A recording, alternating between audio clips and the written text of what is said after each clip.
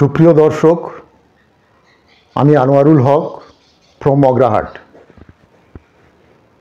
1982 সাল থেকে আজ পর্যন্ত যতগুলো পঞ্চায়েত ইলেকশন, বিধানসভা ইলেকশন এবং লোকসভা ইলেকশন হয়েছে, প্রায় সবগুলোতেই আমাকে বিভিন্ন জায়গায় বিভিন্ন দায়িত্বে বিভিন্ন পোলিং পার্সোনালের দায়িত্ব নিয়ে কাজ করতে হয়েছে।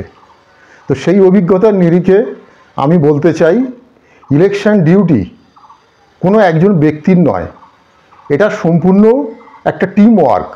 একটা টিমের 11 জন খেলোয়াড়ের মধ্যে যদি একজন খেলোয়াড় খারাপ খেলে, তাহলে সেই টিমের রেজাল্ট যেমন খারাপ হয়, সেই রকম একটা ইলেকশন পার্টি যারা ভোট নিতে যাবে, তাদের কোনো একজনের অসহযোগিতার মধ্যে দিয়ে বা অনভিজ্ঞতার মধ্যে দিয়ে যদি কাজটা একটা অসাফল্যতার জায়গায় যায়, তাহলে তার দায় কিন্তু সবার, শুধু প্রিসাইডিং অফিসারের নয়, শুধু ফার্স্ট পোলিং পার্সোনালের নয়, বা সেকেন্ড পোলিং অফিসারের নয়, বা থার্ড পোলিং অফিসারের নয়।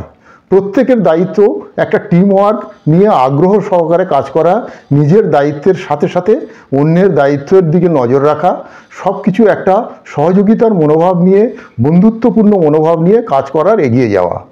এবারের ইলেকশনের বিশেষত্ব হচ্ছে যে এই ইলেকশনে ভিভিপ্যাট থাকছে।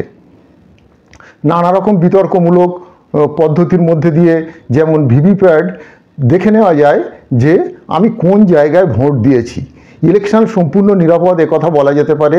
আমরা অভিজ্ঞতার নিরিখে একজন ভোট কর্মী হিসেবে বিভিন্ন দায়িত্ব পালন করার মধ্যে দিয়ে একটা অভিজ্ঞতার নিরিখে আমি বলতে পারি যে ভোট পদ্ধতি সম্পূর্ণভাবে নিরপেক্ষ এবং নিরাপত্তামূলক, এবং এখানে কোনো রকম অন্য কোনো বিষয় থাকার কথা নয়, মানুষের মনে দ্বিধা দ্বন্দ্ব প্রশ্ন থাকার কথা নয়।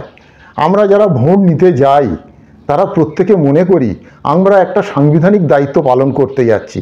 এখানে কে কী মতের অনুসারী সেটা বড় কথা নয়, সেটা কোনোভাবেই তার ইমপ্লিমেন্টেশন সম্ভব নয়। এখানে টিম ওয়ার্ক আছে এবং সম্পূর্ণভাবে দেখা যায় যে সাংবিধানিক দায়িত্বের বাইরে কেউ আমরা যেতে পারি না। তাই বারবার অনুরোধ করছি যে আমরা যারা ভোট নিতে যাব, ভোট কর্মী হিসেবে আমরা পরস্পরের সঙ্গে ভালো ব্যবহার করব, ভোটারদের সঙ্গে ভালো ব্যবহার করব এবং সম্পূর্ণভাবে সুস্থ হয়ে বাড়ি ফিরব। আমাদের পরিবার আছে, পরিজন আছে, এবং সেইভাবে আমরা বাড়ি ফিরে সবার সঙ্গে মিলেমিশে থাকতে পারবো।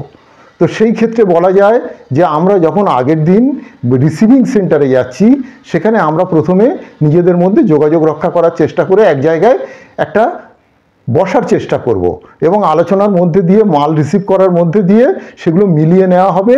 এবং তারপর গন্তব্যস্থানে যাওয়ার আগে যে কাজগুলো, মোবাইল রেজিস্ট্রেশন, তারপরে যদি ক্যামেরা থাকে ক্যামেরা ট্যাগিং, যদি ওয়েবকাস্টিং থাকে webcasting tagging, police personnel tagging, এবং ভিকেলসের সন্ধান নিয়ে ভিকেলসটা কোন জায়গায় আছে সেখানে গিয়ে আমরা জড়ো হয়ে একসাথে যাওয়ার চেষ্টা করব। কোনো একটা বড় গাড়ি যদি আমাদের জন্য বরাদ্দ থাকে, সেখানে যদি অন্য কোনো টিম না আসে, আমরা তার জন্যে ক্ষোভ প্রকাশ করব না, ড্রাইভারের ভাইয়ের সঙ্গে কোনো খারাপ আচরণ করব না, এটা আমাদের মনে রাখতে হবে। তারপর আমরা যখন সেন্টারে পৌঁছাবো, অর্থাৎ পোলিং স্টেশনে পৌঁছাবো, সেখানে আমরা দেখে নেব যে পোলিং স্টেশনটির চারপাশে একটা নির্দিষ্ট এরিয়ার মধ্যে কোনো কিছু বিজ্ঞাপনজনিত কিছু ক্যাম্পেনিং বা কোনো পোস্টার, হোর্ডিং, ফ্লেক্স বা ওয়ালিং যেন না থাকে, সেটা আমরা অনুরোধ করে বন্ধুত্বপূর্ণ আচরণের মধ্যে দিয়ে সেটাকে উইথড্র করার চেষ্টা করব, এবং আমরা আশা রাখি সে জায়গায় আমরা প্রত্যেক ভোট কর্মী সফল হব। তারপরে আমরা আমাদের নির্দিষ্ট জায়গায় ফিরে আসবো। পোলিং স্টেশনে এসে আমরা প্রথমে স্নান করে নেব, তারপর ফ্রেশ হয়ে একটু বিশ্রাম নেব। আধ ঘন্টা বিশ্রাম নিলে আমাদের মনটা ভালো থাকবে, সারাদিনের ক্লান্তি, দুশ্চিন্তা, অ্যাংজাইটি সব কিছুটা কমে যাবে। তারপর প্রিসাইডিং অফিসারের নির্দেশ অনুসারে আমরা কাজ করতে শুরু করব, নিজের দায়িত্ব পালন করব এবং প্রিসাইডিং অফিসারকে নানা রকমভাবে সাহায্য করার চেষ্টা করব।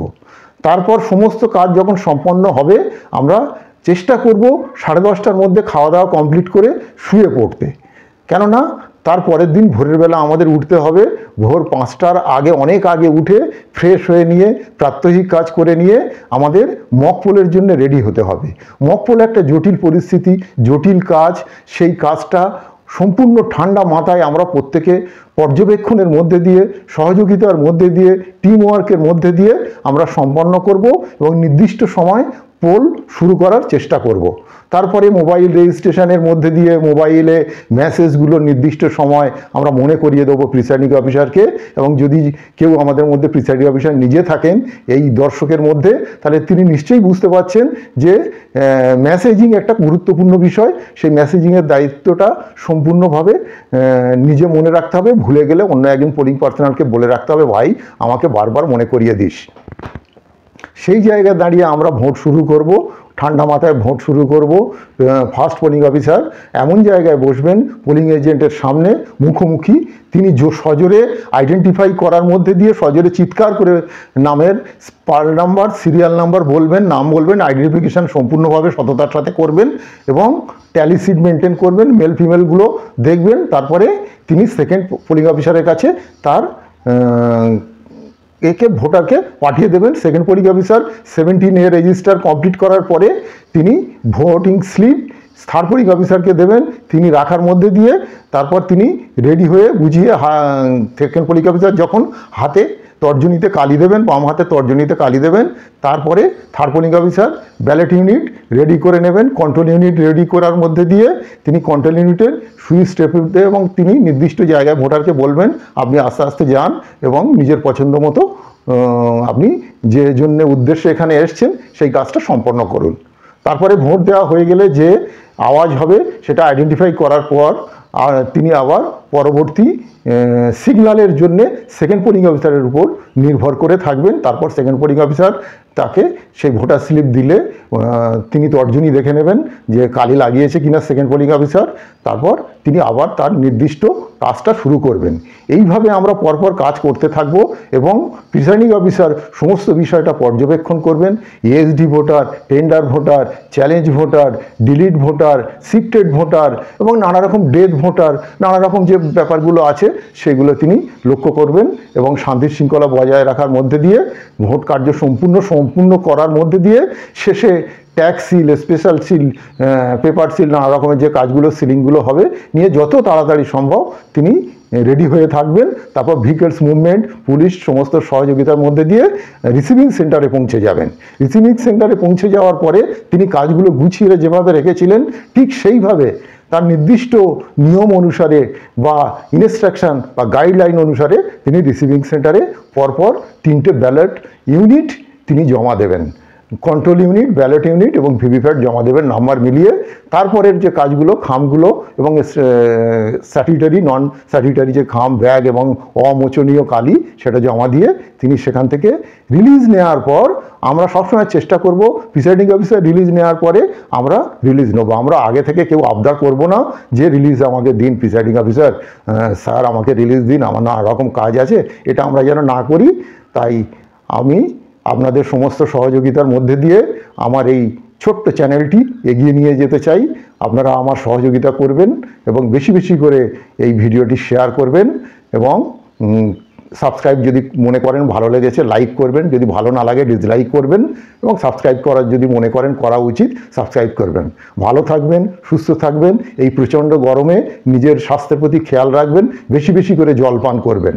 ভালো থাকুন। Thank you.